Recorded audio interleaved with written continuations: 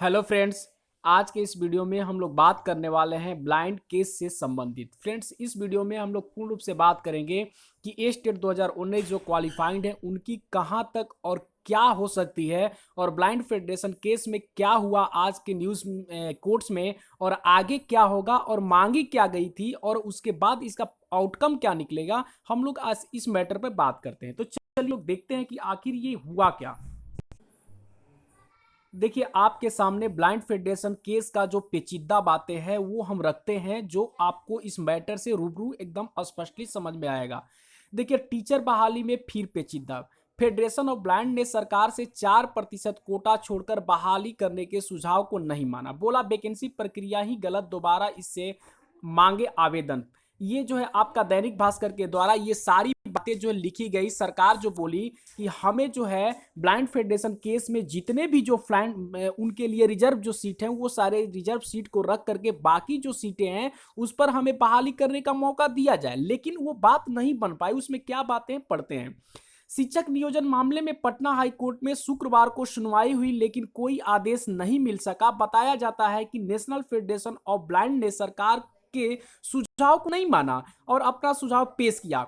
देखिए, यहां पे स्पष्टली रूप से है कि सरकार ने जो सुझाव दिया उस सुझाव को ये स्पष्टली रूप से नहीं माने और अपना सुझाव दिए। देखिए, यहां पे मामला क्या है, हम लोग इसे पढ़ते हैं।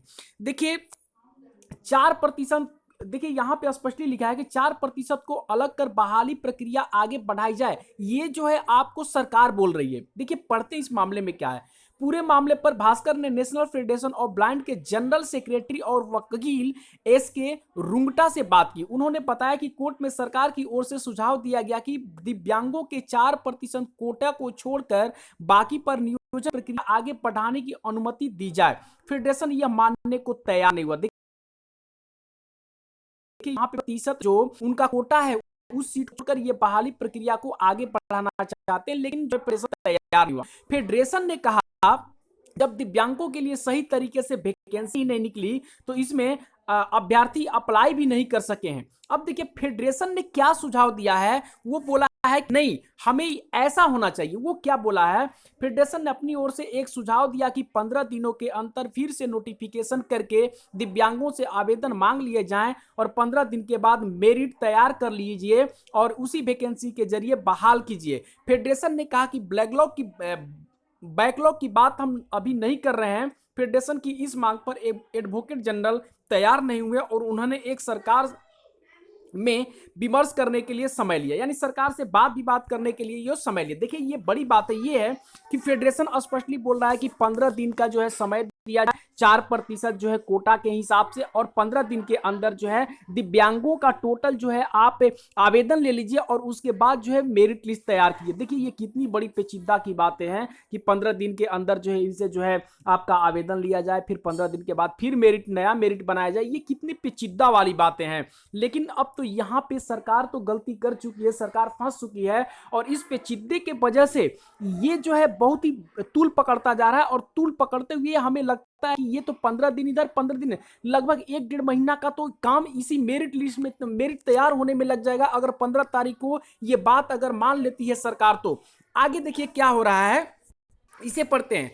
रिजर्वेशन की प्रक्रिया कानूनन सही नहीं, यह स्पष्टली ढंग से फेडरेशन बोला है कि कानूनन सही नहीं है। कोर्ट के फेडरेशन ने बताया कि सरकार ने दिव्यांगों को रिजर्वेशन देने के लिए जो प्रक्रिया अपनाई वो कानूनन सम्मत नहीं है। यह नहीं कर सकते कि एससी ब्लाइंड को रिजर्वेशन देंगे या एसटी ब्लाइंड को, जनरल ब्लाइंड को रिजर्वेशन देंगे। इसलिए सरकार को यह स्पष्ट करना होगा कि कानूनन सम्मत तरीके से सरकार किस तरह से दिव्यांगों को रिजर्वेशन देगी। देखिए, ये जो है मामला बहुत पेचीदा है। ये यही बोल रहे हैं कि एससी जो कैटेगरी में है उनको रिजर्वेशन दिया जाए और एससी कैटेगरी या जनरल वाले जो हैं उनको रिजर्वेशन दिया जाए। यानी मतलब ये हुआ कि जनरल में जितने सीट हैं, एससी कैटेगरी में जितने सीट हैं, एससी कैटेगरी में जितने सीट हैं, उसमें से इन्हें 4% जो है सीट देने की सरकार की मंशा थी, जबकि इस मंशा को ब्लाइंड फेडरेशन केस मानने से इनकार कर दिया। आप ऐसे भी समझ सकते हैं, जैसे मान लेते हैं कि 100 सीट है, 100 सीट में ये चाहती है नेशनल ब्लाइंड फेडरेशन जो चाहती है कि हमें 4% यानी 4 सीट दिव्यांगों के लिए आरक्षित कर दिया जाए,